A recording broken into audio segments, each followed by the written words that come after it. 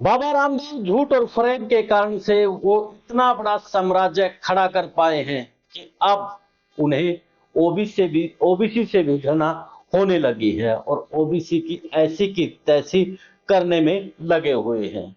लेकिन सबसे बड़ी बात तो ये है कि सन्यासी होकर के जातिवाद की बात करना कहां तक ठीक है। कबीर का दोहा आपने सुना होगा, जिसमें कबीर जी कहते हैं कि साधु से उसकी जाति मत पूछिए, पूछ लीजिए ज्ञान, तलवार का मोल कीजिए ज्ञान का नहीं।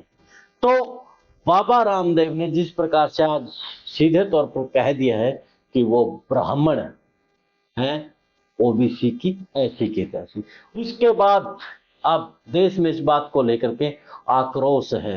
ओबीसी के जो बड़े नेता हैं उन्होंने इस बात की निंदा की है।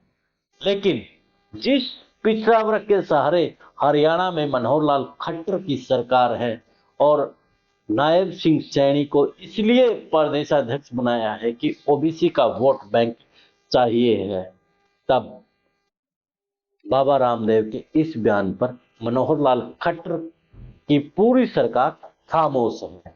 और हरियाणा का जिक्र इसलिए यहाँ पर हो रहा है क्योंकि बाबा रामदेव हरियाणा से संबंध रखते हैं और वो यादव, यानी कि उनकी जो एक बार वेब सीरीज आई थी उसमें भी यादव का कुछ इस तरह का कैरेक्टर दिखाया गया था। तो सबसे बड़ी बात यही है, चलो उसे ब्राह्मण बनना था वो बन जाए, वो चाहे त्रिवेदी बनो, चतुर्वेदी बनो, जो भी बनना है वो बने, लेकिन ओबीसी का अपमान तो नहीं करना चाहिए था।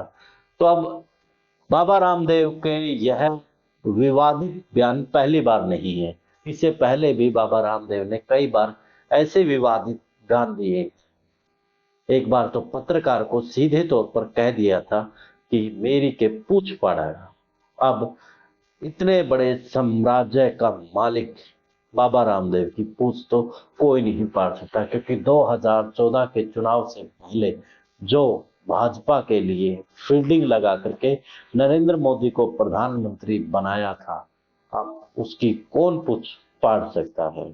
तो ऐसे में सवाल तो ओबीसी वर्ग से है कि ओबीसी वर्ग को लेकर के जिस प्रकार से टिप्पणी की गई है उस पर हाल फिलहाल ओबीसी वर्ग चुप है। जबकि इस मामले में अगर किसी बड़े वर्ग को कुछ कह दिया जाता तो अब तक बाबा रामदेव घुटनों के बल रेंग जाता। बड़ा वर्ग क्यों, अनुसूचित वर्ग को भी अगर कह देता, लेकिन पिछड़ा वर्ग इस मामले में हाल फिलहाल खामोश है।